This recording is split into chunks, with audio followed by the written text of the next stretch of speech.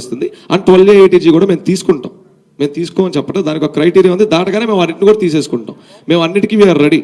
అది సార్ మీ వ్యక్తిగతమైన ఫోన్పేకి ఇప్పటి వరకు దీనికి పేరుతో నిధులు వచ్చిందా లేదా?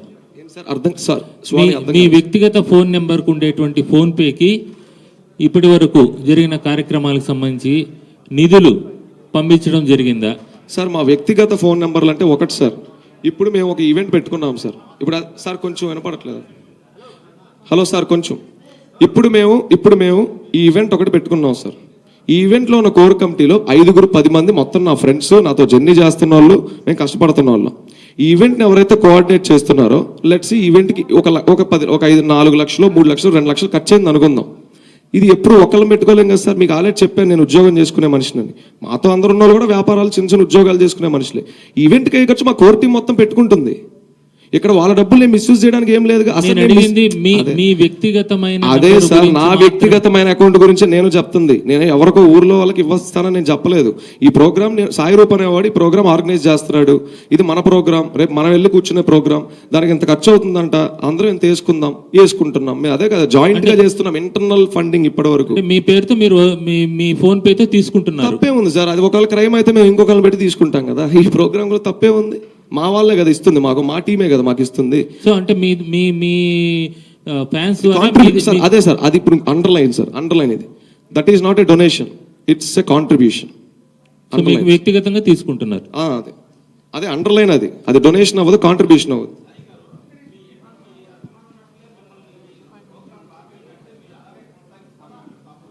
అదే సార్ ఆయన గారికి మా అన్నగారికి మేము ఒకసారి చెప్పుకొని అవకాశం వస్తే నేను కల్పించమని నేను బల్లగుద్దేం అడగట్లేదు సార్.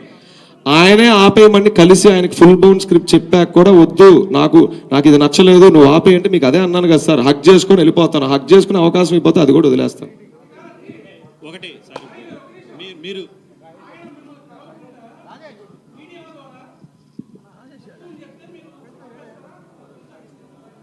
అదే కదా సార్ నేను అంటున్నాను. మమ్మల్ని అంత ఫస్ట్ ఒకటే అడుగుతున్నాను సార్, మమ్మల్ని అంత దూరం పెట్టడానికి గల ప్రాబ్లం ఏంటో నాకు తెలియదు. మేమేమి టెర్రరిస్టులం కాదు, మాకేమి ఏం జబ్బులు లేవు, మేమేదో కలిస్తే మేమేదో అయిపోవడానికి. అసలు నేను ఒకటే అడుగుతాను సార్, ఇంత జరుగుతున్నప్పుడే కదా సార్ పిలిచి మాట్లాడాలి. సార్ ఇప్పుడు మీకు మాకేదో అవుతా ఉంది సార్, ఫోన్లో మాట్లాడుకుంటే అది అక్కడితో ఆగదు, ఇంకో మధ్యవర్తిని పంపిస్తే అసలే ఆగదు. అసలు ఏం జరుగుతుందో ఒకసారి పిలిచి కలిసి మాట్లాడితే శత్రువు కూడా వింటారంటారు. అలాంటిది ఆయన అభిమానులు అర్థం చేసుకోరా? ఇంతకాలం ఇన్ని సంవత్సరాలు మా బాధలు కడుపు చించుకుంటే కాలం మీద పడింది సార్. అభిమానులు వినరా? ఒక్కసారి కలిసి అర్హత లేదా అని నేను అడుగుతున్నాను సార్, అంతే.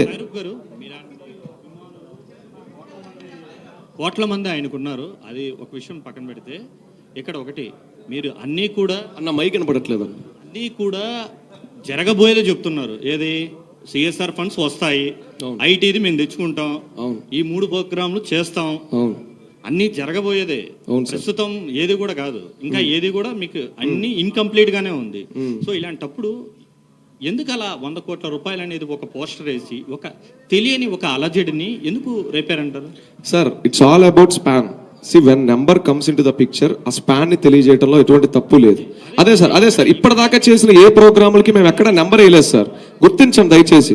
ఇప్పటిదాకా చేసిన ఏ ప్రోగ్రాములకి మేము వేయలేదు. దీని స్పాన్ చాలా పెద్దది, దీని పరిధి పెద్దది, ఇది పెద్దది అని తెలియజేయడంలో ఎటువంటి తప్పు లేదు.